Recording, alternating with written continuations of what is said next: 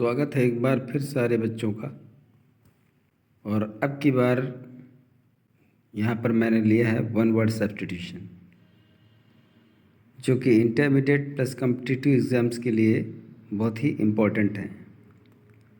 और इसमें आप देखेंगे जो बच्चे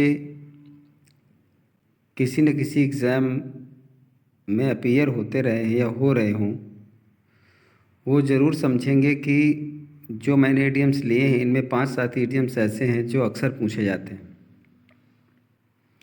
तो ये आपको बहुत ही ज़्यादा बेनिफिशियल रहेगा कि इनमें से कई तो पूछे जा चुके हैं और कई महत्वपूर्ण हैं जो संभवतः पूछे जा सकते हैं। इसलिए आइए स्टार्ट करते हैं। और आप देखिए उनके साथ साथ और भी कई ऐसे वर्ड्स हैं जो उम्मीद रहती है कि वो परीक्षाओं में आ जाते हैं। तो देखते हैं हम यहाँ पर। पहला है,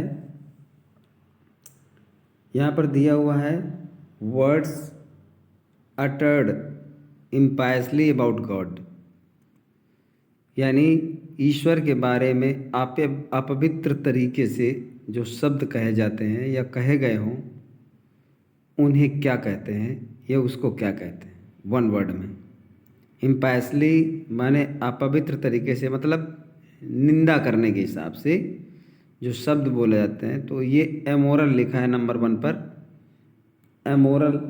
और एमोरल का मतलब होता है अनैतिक, मोरल का मतलब नैतिक। फिर है फिलॉसफी, दर्शन शास्त्र होता है, लॉजिक तर्क होता है। और ब्लास्फेमी, इसका मतलब होता है ईश निंदा, ईश निंदा। ये तो यहाँ पर आप समझ गए होंगे कि यही सही है। तो पहले क्वेश्चन में जो स्टेटमेंट दिया है वर्ड्स अटर्ड इम्पायसली अबाउट गॉड, उसको कहते हैं ब्लास्फेमी।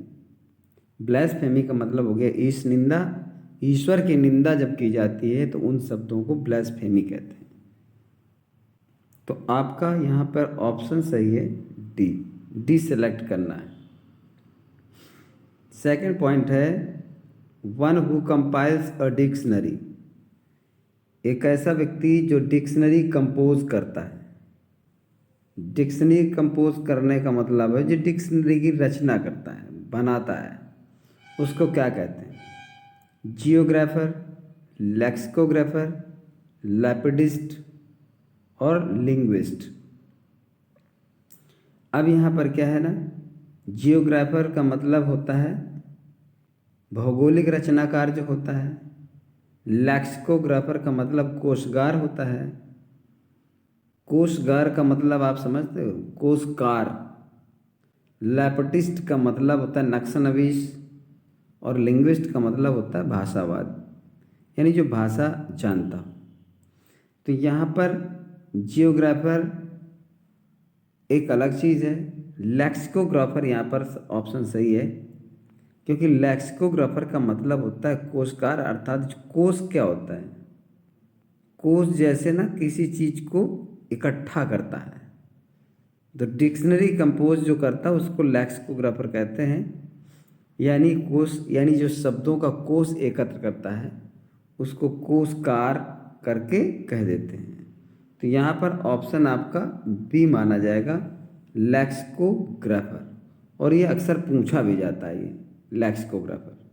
तो यहाँ पर आप सेकंड नंबर को बी ऑप्शन में लेंगे तो सही हो जाएगा। इसके बाद है third number, one who does not make mistakes, यानी जो मिस्टेक्स नहीं करता है, गलतियाँ नहीं करता, उसको क्या कहते हैं। तो देखिए, पेसिमिस्ट का मतलब निराशावादी होता है, ऑप्टिमिस्ट का मतलब आशावादी होता है, इनफॉलिबल का मतलब अचूक होता है, और हाइपोक्राइट का मतलब पाखंडी होता है। अचूक का मतलब जो चूक ना करे, अचूक। तो यहाँ पर आपका सी, यानी जो चूक ना करे। चूक क्या है, चूक एक प्रकार की भूल है, गलती है, मिस्टेक है। तो इनफॉलिबल उसको कहते हैं। तो one who does not make mistakes उसको कहते हैं इनफॉलिबल, यानी आपका ऑप्शन सही है सी। फिर आगे है वन हु हेट्स वुमेन, जो नारी जाति से घृणा करता है, यानी नारियों से, स्त्रियों से जो घृणा करता है उसको क्या कहते हैं? मिसैंथ्रोपिस्ट यहाँ लिखा हुआ है।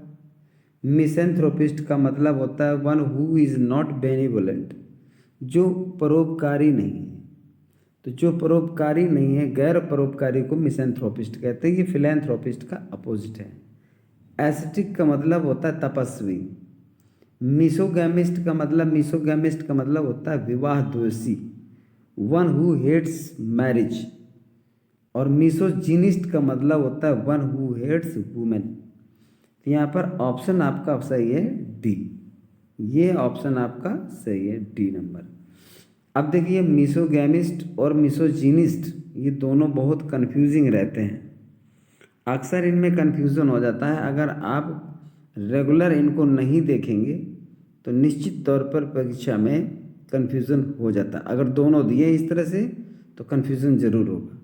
तो कोई ना कोई ट्रिक आपको यहाँ पर होनी चाहिए जिससे कि आप ध्यान रखें। तो यहाँ पर जो जी और वाई दिया हुआ है, यहाँ पर आपको ध्यान देना है कि यहाँ आप इस जी वाई से एक सेंस में रखें, माइंड पे रखें कि यहाँ पर वुमेन का सेंस आप बना कर रखें। जैसे मान लीजिए या शब्द आता है वाई से, तो या का मतलब जैसे वा से जोड़ करके कि नहीं कोई हमें अपने दिमाग में सेट करना है।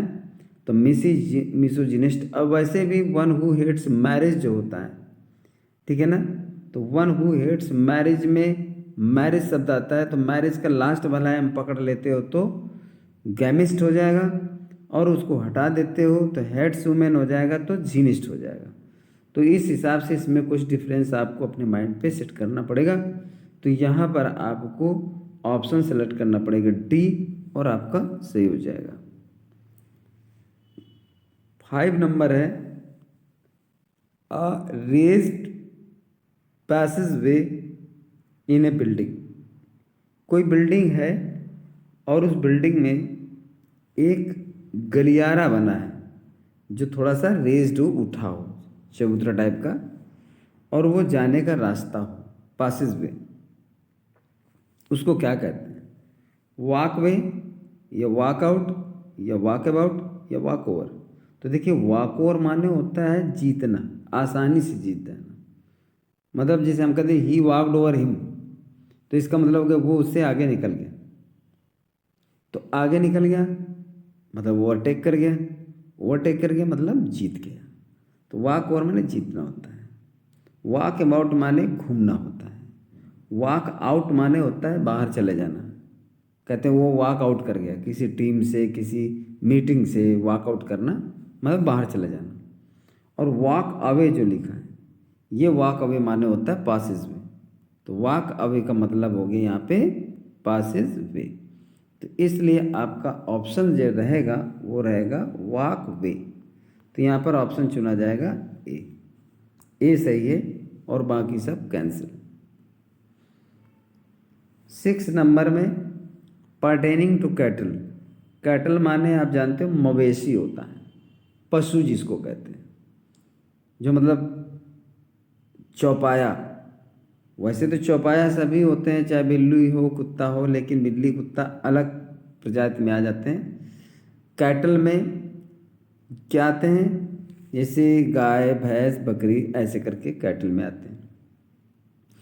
तो पर्टेनिंग टू कैटल, जो कैटल से संबंधित हो, तो यहाँ पर आपको जानना जरूरी है कैनाइन जो लिखा है ये कुत्ते का होता है, कुत्ते से संबंधित कैनाइन होता है। फेलाइन ये बिल्ली से संबंधित होता है। बोवाइन ये कैटल से संबंधित होता है। वर्मिनस ये कीड़ों से संबंधित होता है। वर्मिनस माने कीड़ों से भरा हुआ या घिनौना ऐसा कह देते हैं। तो यहाँ पर आपको ध्यान देना है कि आपका सही है बोवाइन। बोवाइन माने होता है कैटल से रिलेटेड, जिसको गोजातीय कह सकते हैं या मवेशियों से संबंधित कह सकते हैं। तो चूंकि वर्ड्स ऐसे हैं कि आपको ध्यान रखना ही पड़ेगा। तो कैनाइन कुत्ते का, फेलाइन बिल्ली का, बोवाइन मवेशी का, वर्मिनस कीड़ों का। तो यहाँ पर पर्टेनिंग टू कैटल बोवाइन शब्द आपको सेलेक्ट करना है और सही हो जाएगा option C.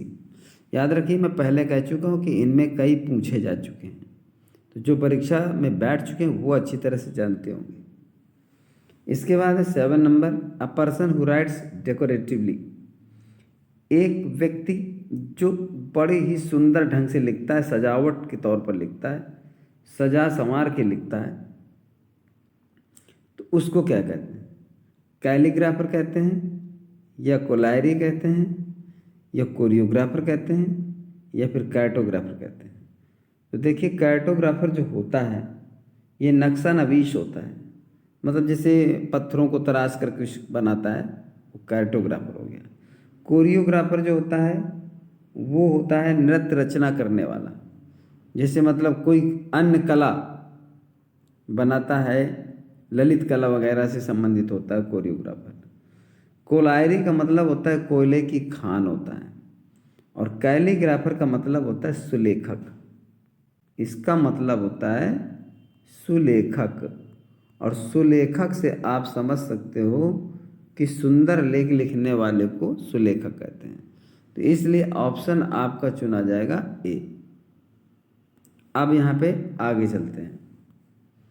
Capable of being interpreted in 2 ways, मतलब जिसे 2 तरीके से व्याख्या करने में सक्षम समझा जाए, योग्य माना जाए, या 2 तरीके से जिसकी व्याख्या की जा सके, 2 अर्थों में जिसका वर्णन किया जा सके। इंटरप्रेट माने होता है वर्णन करना या व्याख्या करना। तो कंफ्यूजिंग हम कह दें तो सही नहीं है, क्योंकि वो तो कंफ्यूज भ्रम पैदा करने वाला हो गया। अनक्लियर अस्पष्ट ये भी नहीं होगा, ये भी नहीं होगा। एम्बिगुअस होता है इसका। एम्बिगुअस माने होता है द्विअर्थी, तो एम्बिगुअस माने द्विअर्थी हो गया। एम्बीडेक्स्ट्रस जो लिखा हुआ है ये यहाँ पर नहीं होगा। एम्बीडेक्स्ट्रस का मतलब होता है कि able to use both left and right hand easily, मतलब जो बाएं और दाएं दोनों हाथ से काम करने के योग्य होता है उसको एम्बीडेक्स्ट्रस कहते हैं। तो यहाँ पर ये भी नहीं होगा, इसलिए आपका नंबर होगा सी। जो 2 अर्थों में जो शब्द प्रकट किया जाए या जिसके 2 अर्थ होते हैं एम्बिगुअस कहते हैं। आप चलते हैं नेक्स्ट क्वेश्चन में 9 नंबर, फियर ऑफ हाइट।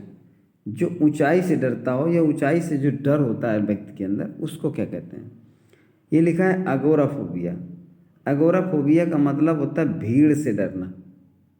अगर मतलब फियर ऑफ क्राउड है तो अगोराफोबिया सही है।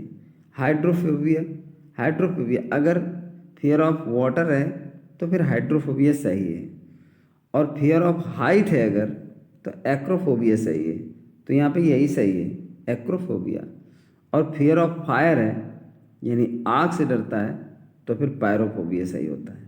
इसलिए ये यहाँ पे नहीं होगा, यहाँ पे नहीं होगा, ये आपका नहीं होगा।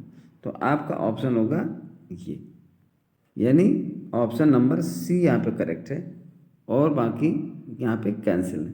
तो एक बार मैं फिर रिपीट कर देता हूँ। अगोराफोबिया भीड़ से डरना, हाइड्रोफोबिया पानी से डरना, और एक्रोफोबिया ऊंचाई से डरना, और पायरोफोबिया आग से डरना।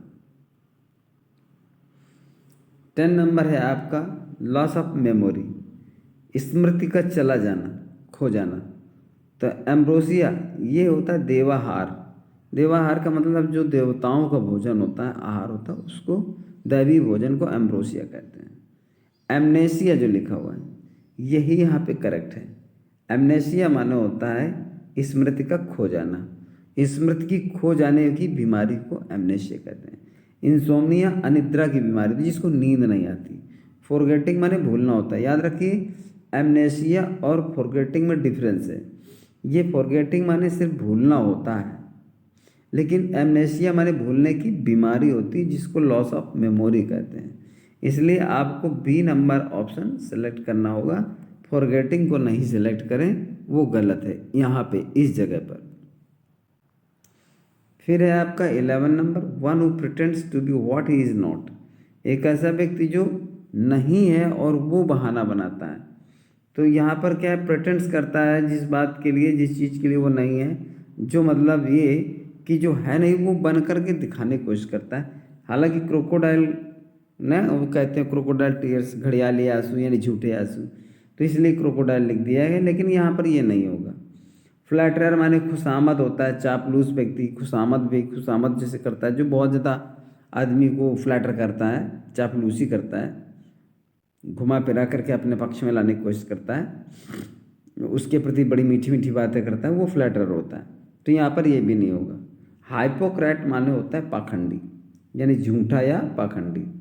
काउंटर फीटर माने जालसाज होता है, जो मतलब कॉन्स्पिरेसी करता है, कोई किसी के लिए जाल बिछाता है, वो काउंटर फीटर होता है। तो यहाँ ये भी नहीं होगा, इसलिए आपका ऑप्शन चुना जाएगा सी, यानी hypocrite, one who pretends to be what he is not, का मतलब है हाइपोक्राइट। इसके बाद 12 नंबर है आपका स्टडी ऑफ ह्यूमनली बॉडीज। जो ह्यूमनली बॉडीज़ का मतलब जैसे जो ब्रह्मांड की चीज़ें हैं, उन चीज़ों का अगर अध्ययन करते हैं, ये पूछा जा चुका कई बार, किसी न किसी एग्ज़ाम में आता रहता है स्टडी ऑफ ह्यूमनली बॉडीज़। तो यहाँ पर क्या है, एस्ट्रोलॉजी लिखा है। एस्ट्रोलॉजी का मतलब होता है ज्योतिष शास्त्र, एस्ट्रोनॉमी का मतलब होता है खगोल शास्त्र, स्टार गेजिंग का भी मतलब होता है खगोल शास्त्र, और एस्ट्रोफिजिक्स का मतलब होता है खगोल भौतिकी। तो खगोल भौतिकी यहाँ नहीं होगा, स्टार गेजिंग भी नहीं होगा, क्योंकि इसमें स्टार लिखा है सिर्फ, और हेवनली बॉडीज़ में केवल स्टार नहीं होते हैं। हालांकि स्टार गेजिंग का मतलब जैसे कोई मतलब स्टार का स्टडी करता है, नक्षत्रों और तारों का अध्ययन करता है, तो वो भी खगोल विज्ञान के अंतर्गत आता ज़रूर है, लेकिन वो सिर्फ स्टार के रिलेटेड आता है। लेकिन यहाँ पर क्या है, हेवनली बॉडीज़ यानी जो भी ब्रह्मांड में चीज़ें हैं, उन सब का जो अध्ययन किया जाता है, उस अध्ययन को कहते हैं एस्ट्रोनॉमी, यानी खगोल शास्त्र या खगोल विज्ञान। आपका ऑप्शन सेलेक्ट किया जाएगा बी। फिर है आपका 13 number murder of one's brother, बिल्कुल पूछा जाता है, और ये जब साइड से रिलेटेड पूछे जाते हैं तो one's mother, one's brother, one's sister और वंस फादर, वंस पेरेंट्स, ऐसे करके पूछा जाता है। तो यहाँ पर वंस ब्रदर पूछा है, और वंस ब्रदर का मतलब होता है फ्रैट्रिसाइड, ये लिखा है। एक्चुअली पैट्रिसाइड माने होता है पिता की हत्या, यानी फादर के लिए, वो फादर के लिए होता है। होमिसाइड नर हत्या, ठीक। पैरिसाइड माता पिता दोनों की हत्या, माता पिता दोनों के लिए होता है पैरिसाइड, मतलब मर्डर ऑफ वंस पेरेंट्स, तब पैरिसाइड कहते हैं, और मर्डर ऑफ वंस ब्रदर फ्रैट्रिसाइड ये कहते हैं, फ्रैट्रिसाइड। तो यहाँ पर आपको ध्यान देना है कि ये फ्रैट्रिसाइड ही यहाँ पर राइट आंसर है। तो आपका आंसर चुना जाएगा डी। आंसर चुनेंगे सभी इसका, जब डी सेलेक्ट करेंगे तो जाकर इसमें सही माना जाएगा। तो आंसर होगा आपका डी। फिर है यहाँ पे 14 नंबर है a continuous process of change is known as, continuous process of change is known as, परिवर्तन की निरंतर प्रक्रिया को क्या कहते हैं? परिवर्तन की निरंतर प्रक्रिया, जैसे कोई चीज़ में परिवर्तन हो रहा है और वो बराबर हो रहा है, तो यहाँ पर लिखा ट्रांसफॉर्मेशन, क्योंकि ये कह रहा है रूप परिवर्तन, ये रूप परिवर्तन से है, लेकिन परिवर्तन की निरंतर प्रक्रिया इसमें होती है नहीं होती ये आप नहीं कह सकते हो भाई, क्योंकि किसी का रूप बदलना है, ठीक है ना, मतलब दूध का दही में जमना है, तो ये ट्रांसफॉर्मेट तो हो गया, लेकिन कोई ऐसा नहीं इससे पता चलता है कि ये चीज़ निरंतर चेंज हो रही है। मेटामॉर्फोसिस का भी मतलब होता है परिवर्तन, यानी रूप परिवर्तन, काया पलट जिसको कहते हैं, इसलिए ट्रांसफॉर्मेशन भी नहीं होगा तो मेटामॉर्फोसिस भी नहीं होगा। डायनेमिज्म का मतलब होता है गतिशीलता, और गतिशीलता का मतलब है कि किसी चीज़ में मूवमेंट बना है, लेकिन वो चीज़ चेंज हो रही है कि नहीं इससे नहीं पता चलता है, इसलिए यहाँ पर राइट आंसर आपका माना जाएगा flux, C, flux is the right answer, ये आपका सही है। तो यहाँ आपको ध्यान देना है कि ये फ्लक्स राइट आंसर है, और फ्लक्स माने होता है निरंतर परिवर्तन। तो जब लगातार किसी चीज़ में परिवर्तन हो रहा होता तो फ्लक्स बोलते हैं उसको। तो यहाँ पर आपको फ्लक्स यानी सी ऑप्शन सेलेक्ट करना है। 15 नंबर है allowance due to a wife from her husband on separation. अलग होने पर उसके पति के द्वारा पत्नी को जो दिया गया भत्ता होता है। अलाउंस माने भत्ता, ड्यू माने जो दे होता है, टू ए वाइफ माने एक पत्नी को, फ्रॉम हस्बैंड हर हस्बैंड उसके पति से जो दिया जाता है, ऑन सेपरेशन माने अलग हो, जैसे डिवोर्स वगैरह हो जाता है। और डिवोर्स होने पर फिर डिवोर्स हो जाए या किसी और अन्य कारण से अलग अलग हो जाए, छूटा छाटी हो जाए, जिसको देसी भाषा में कहते हैं, तो उसको क्या कहते हैं कि जब वो अलग हो जाते हैं फिर वो पति अपनी इनकम का कुछ भाग उसको देता है, उसको हम हिंदी में भरण पोषण या गुजारा भत्ता कहते हैं। तो पैट्रिमनी जो लिखा हुआ यहाँ, इसके माने विरासत होता है, इसलिए ये इससे मैच नहीं करता। एंटीमनी एक केमिकल वर्ड है जिसका मतलब सुरमा होता है। पार्सिमनी माने होता है बचत, सरप्लस में जब कोई पैसा बचता है उसको पार्सिमनी कहते हैं। और एलिमनी माने होता है गुजारा भत्ता या भरण पोषण। तो यहाँ पर आपका ऑप्शन सेलेक्ट किया जाएगा डी, जो कि यहाँ पर इसका राइट आंसर है।